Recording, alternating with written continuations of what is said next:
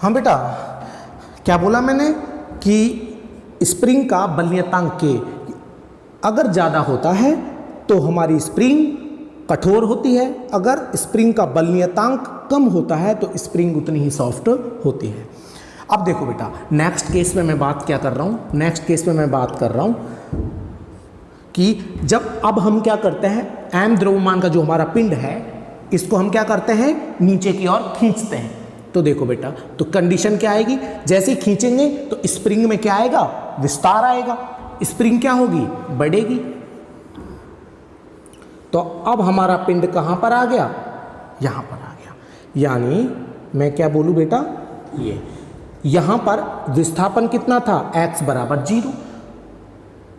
खींचने पर यहाँ पर इसकी पोजीशन क्या हुई बेटा, x बराबर a, यानी 0 से लेकर a तक इसमें क्या आया है, डिस्प्लेसमेंट। मतलब हम ये बोल देते हैं बेटा कि यहाँ से यहाँ तक इसका विस्थापन कितना है, x है। क्या है बेटा, x है। यानी फोर्स किधर था, बल किधर था, नीचे की ओर, क्योंकि आपने खींचा किधर, नीचे की ओर, तो बल जो है वो किधर लगा, नीचे की ओर। तो ध्यान देना बेटा, देखो एक बहुत बड़ा कॉन्सेप्ट है कि जब हम इस पर बल लगाते हैं किधर, नीचे की ओर, यानी नीचे की ओर खींचते हैं तो फोर्स यानी नीचे की ओर लगा स्प्रिंग पर, तो स्प्रिंग भी इस पेंडुलम पर, इस पिंड पर ऊपर की ओर उतना ही बल लगाती है जितना कि हम इस पर नीचे की ओर लगाते हैं। यानी कोई भी वस्तु अपनी स्थिति में और आकार में परिवर्तन का विरोध हमेशा करती है। तो देखो बेटा, हम क्या कहना चाह रहे हैं, लगाया गया जो बल है F वो समानुपाती होता है x के। किसके होता है बेटा, समानुपाती होता है, यानी डायरेक्टली प्रोपोर्शनल होता है x के। लेकिन यहां पर क्या आता है, नेगेटिव। नेगेटिव का मीन्स क्या हुआ बेटा, नेगेटिव का मीन्स हुआ कि हमने फोर्स किधर लगाया, नीचे की ओर, लेकिन स्प्रिंग जो है वो पेंडुलम पर फोर्स क्या लगाती है, अपोजिट डायरेक्शन में। तो यहां पर माइनस विपरीत स्थिति को बताता है। तो देखो बेटा, F इज इक्वल टू, यानी समानुपाती का चिन्ह हटाएंगे तो एक आपका क्या आया, K क्या आया यहां पर बेटा, स्प्रिंग का बल नियतांक है। क्या है, स्प्रिंग का बल नियतांक है। तो देखो बेटा, F is equal to minus KX, क्या है ये, इस बल को हम क्या कहते हैं बेटा, प्रत्यानयन बल के नाम से जानते हैं। किस नाम से जानते हैं बेटा, प्रत्यानयन बल, रीस्टोरिंग फोर्स। रीस्टोरिंग फोर्स के नाम से हम इसे जानते हैं, या इसे हम हुक का नियम भी कहते हैं। क्या कहते हैं बेटा, हुक का नियम। F is equal to minus KX, यानी आपकी एक डेफिनेशन बनी कि सरल आवर्त गति क्या होती है। क्या होती है बेटा, आपकी एक डेफिनेशन बनकर आई, और वो डेफिनेशन क्या बनी कि F बराबर माइनस KX प्रत्यानयन बलों के अधीन दुनिया की सभी गतियां सरल आवर्त गति कहलाती हैं। क्या कहलाती हैं बेटा, F बराबर माइनस KX, यानी प्रत्यानयन बल, प्रत्यानयन बलों के अधीन होने वाली जितनी भी गतियां हैं वो सभी क्या कहलाती हैं, सरल आवर्त गति कहलाती हैं। या हम ये भी बोल सकते हैं, किसी भी परवलयिक विभव कूप में, कोई भी आपका विभव कूप है बेटा, जैसे कि पोटेंशियल वेल है, ये है, जैसे अभी देखो आपको हम बताते हैं, कोई भी आपका कण है बेटा, ऐसे ऐसे कोई भी पार्टिकल है वो ऐसे गति कर रहा है, यहाँ से ऐसे गति कर रहा है, ऐसे ऐसे ऐसे ऐसे ऐसे ऐसे ऐसे, ठीक है। हाँ, तो देखो बेटा, यहाँ ये पोजीशन, ये पोजीशन, ये पॉइंट A है, ये पॉइंट B है। ध्यान से देखना कि कोई भी पार्टिकल है वो गति करता हुआ जा रहा है, गति करता हुआ जा रहा है। तो आपको मैं एक बात बताता हूं बेटा, कि जब कोई कण या पिंड गति करता है तो उसके साथ तरंग भी गति करती है। क्या करती है बेटा, तरंग। तो मैंने क्या बोल दिया कि किसी भी कण या पिंड का तरंग का प्रारूप ये है, ठीक है। ये पॉइंट मैंने B दिया, ये पॉइंट मैंने सी दिया, ये पॉइंट मैंने डी दिया।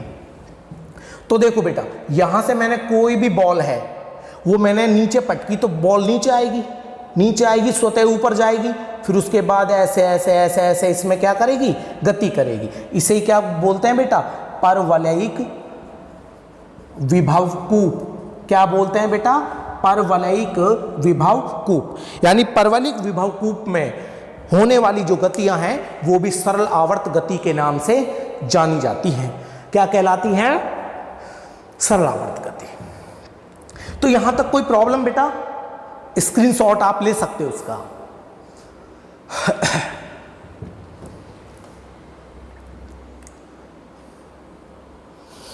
तो हाँ, अब ध्यान दीजिएगा बेटा, हम बात करने जा रहे हैं कि एसएचएम आपको पता चला कि F बराबर माइनस के एक्स, यहां तक हम निकाल चुके हैं।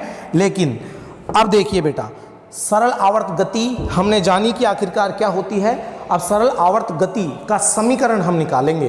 क्या समीकरण है, एसएचएम इक्वेशन, एसएचएम जो इक्वेशन है वो क्या है। देखिए बेटा, एक इक्वेशन तो हमें पता चली कि इक्वेशन नंबर 1 कि F बराबर माइनस के एक्स। ये कब निकला, ये अगेन रिपीट करता हूं, फिर से ध्यान देना।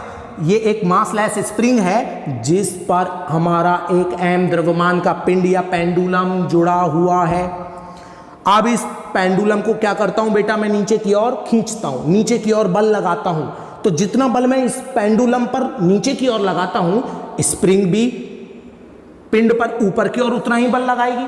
स्वतः आपको पता है कि कोई भी वस्तु, किसी भी वस्तु की स्थिति और आकार में वो वस्तु परिवर्तन का विरोध करती है। अब देखो बेटा, आइडियल तो कोई चीज है ही नहीं, तो मैंने इसको x विस्थापन दिया। x विस्थापन देने पर तो देखो बेटा, जितना मैं बल लगाऊंगा, प्रोपोर्शनल मींस क्या है कि F बढ़ेगा तो x भी बढ़ेगा। यानी जितना बल मैं नीचे की ओर लगाऊंगा तो विस्थापन भी इसमें उतना ही आएगा। ठीक है ना, हाँ, F बढ़ेगा तो x भी बढ़ेगा। लेकिन यहाँ जो ये माइनस चिन्ह है, ये क्यों आया बेटा, माइनस चिन्ह आया कि जो स्प्रिंग है ये फोर्स के यानी बल के विपरीत दिशा में बल लगाती है पेंडुलम पर। ठीक है ना, तो माइनस चिन्ह क्या आया बेटा, जो माइनस ऋणात्मक चिन्ह है ये बल की विपरीत स्थिति को बताता है। ठीक है ना, हाँ, तो K क्या है यहां पर, स्प्रिंग का बल नियतांक, इक्वेशन नंबर 1। अब ध्यान से देखना, मैंने अभी इस पेंडुलम को छोड़ा नहीं है। ये चीज माइंड में बिठाना कि बेटा मैंने अभी पेंडुलम को खींचा है, खींचने पर ही इसमें F बराबर माइनस के एक्स प्रत्यानयन बल उत्पन्न हो गया है। ओके, अब देखो, अब मैं क्या करता हूं, इसे लीव करता हूं, छोड़ता हूं। जैसे ही छोड़ता हूं तो ये ऊपर नीचे अप एंड डाउन ऑसिलेट होता है, ऊपर नीचे क्या करता है, दोलन करने लगता है। और दोलन करने लगता है तो देखो बेटा, आपने पढ़ा होगा न्यूटन का नियम। न्यूटन जी क्या कहते हैं, अकॉर्डिंग टू न्यूटन, न्यूटन के अनुसार, न्यूटन क्या कहते हैं बेटा, न्यूटन कहते हैं कि जब m द्रव्यमान का पिंड, जब m द्रव्यमान के पिंड को छोड़ा जाता है, क्या किया जाता है बेटा, छोड़ा जाता है, तो न्यूटन के द्वितीय नियम के अनुसार, न्यूटन के द्वितीय नियमानुसार पिंड पर, न्यूटन के द्वितीय नियमानुसार पिंड पर ए वेक्टर त्वरण उत्पन्न हो जाता है। क्या उत्पन्न हो जाता है बेटा, त्वरण उत्पन्न हो जाता है। यानी आप खुद ही सोचिए बेटा, जब इस पिंड पर बल का प्रभाव होगा ही नहीं तो क्या होगा, उस पर ए वेक्टर त्वरण उत्पन्न हो जाएगा। तो न्यूटन का द्वितीय नियम क्या कहता है बेटा, F वेक्टर बराबर m ए वेक्टर। सभी जानते हैं इसे, हमने 9वीं क्लास 10वीं क्लास में पढ़े हैं न्यूटन का द्वितीय नियम। तो देखो बेटा, अब हम बात करते हैं समीकरण 1 व 2 से, समीकरण 1 व 2 से। तो देखो समीकरण 1, ये भी आपकी F वेक्टर और ये भी F वेक्टर, दोनों को हम क्या कर सकते हैं, बराबर कर सकते हैं। तो देखिए क्या आया, एम ए वेक्टर बराबर माइनस के एक्स। ओके, हाँ अब देखिएगा ए वेक्टर क्या है बेटा, त्वरण, और त्वरण आप सभी जानते हो, एम त्वरण क्या होता है, d2x अपॉन dt स्क्वायर बराबर माइनस के एक्स। अब देखो बेटा m को कहाँ लेकर जाएंगे, नीचे लेकर जाएंगे, d2x अपॉन dt स्क्वायर बराबर माइनस के अपॉन m इंटू एक्स। तो बेटा आप इसका स्क्रीनशॉट ले लीजिए।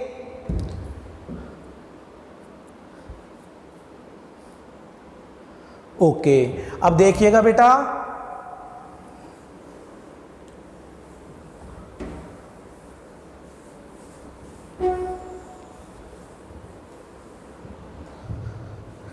देखो अब हम इस स्टेप से आगे चलते हैं। तो देखो बेटा, लेट माना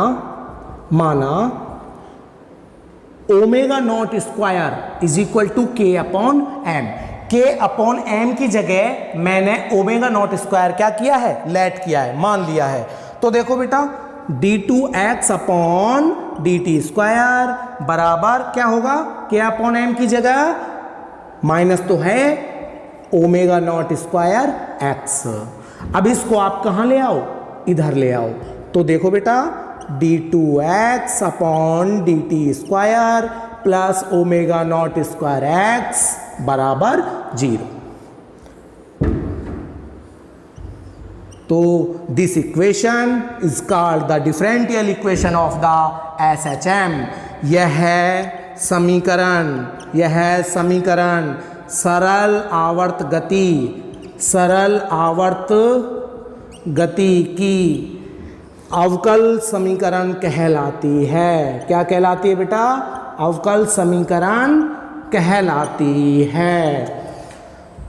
तो देखो बेटा SHM, ये आपकी SHM है। यानी मैंने क्या बोला, मैंने बोला F बराबर माइनस के एक्स। अगेन रिपीट कर रहा हूं, F बराबर माइनस के एक्स, यानी प्रत्यानयन बलों के अधीन दुनिया में होने वाली जितनी भी गतियां हैं क्या कहलाती हैं, सरल आवर्त गति कहलाती हैं। या मैं ये बोलूं कि परवलयिक विभव कूप में, किसमें बेटा, परवलयिक विभव कूप में होने वाली जितनी भी गतियां हैं वो भी सरल आवर्त गति कहलाती हैं। और एक बेटा बहुत अभी आपके स्टैंडर्ड है वो बहुत छोटा है, इस वजह से आपको जानने की इच्छा भी होगी तो मैं बताऊंगा।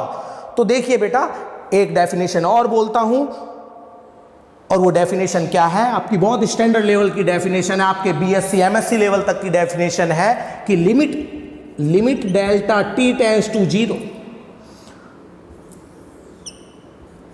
यानी अत्यल्प समय, ध्यान से देखना बेटा, अत्यल्प समय में घटित होने वाली जो भी गतियां होंगी ना बेटा, यानी लिमिट डेल्टा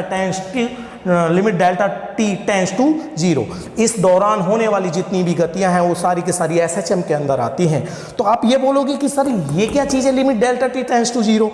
तो देखिए मैं बात करना चाह रहा हूं कि ये आखिरकार ये कौन सी कंडीशन है। ये कंडीशन वो है, देखिए मैंने ये बोला कि कोई भी कण है वो आपका गति कर रहा है, तो आपको ये तो पता होना चाहिए कि जब कोई भी कण या पिंड, कोई वस्तु, कोई कण गति करता है तो उसके साथ तरंग भी क्या करती है, गति करती है। तो मैं इसका एक तरंग प्रारूप बना लेता हूं, ये रहा, ठीक है बेटा। हाँ, तो देखो पार्टिकल यहां से चला, ऐसे चला, तो देखो बेटा इसकी स्पीड क्या होगी, डाउन होते धीरे इसके, यानी बहुत लिमिट डेल्टा t, यानी जहां पर समय बहुत कम लगे। जैसे कि मैं बात करूं, फिर से देखिएगा, ये है, यहां पर मैंने पेंडुलम को छोड़ा, पेंडुलम गति कर रहा है ऐसे, फिर गति कर रहा है, फिर अब उसकी गति जो है वो धीरे धीरे क्या होगी, कम होगी, कम होती जाएगी। एक स्थिति ऐसी आती है बेटा, एक स्थिति ऐसी आती है कि पेंडुलम यहाँ पर तेज गति करने लग जाता है और धीरे धीरे क्या हो जाता है, रुक जाता है। यानी ये जो कंडीशन है ना, ये delta T tends to zero की कंडीशन है। क्या है? Delta T tends to zero की। स्क्रीनशॉट ले लीजिए सभी।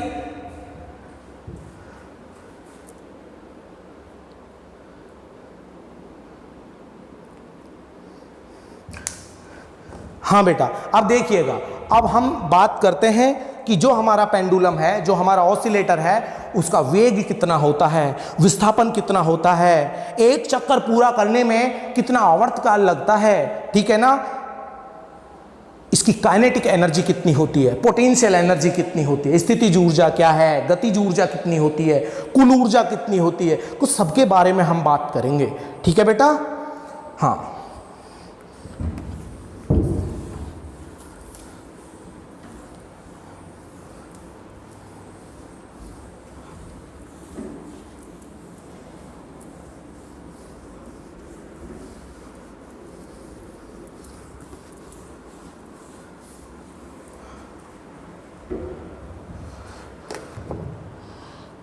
करता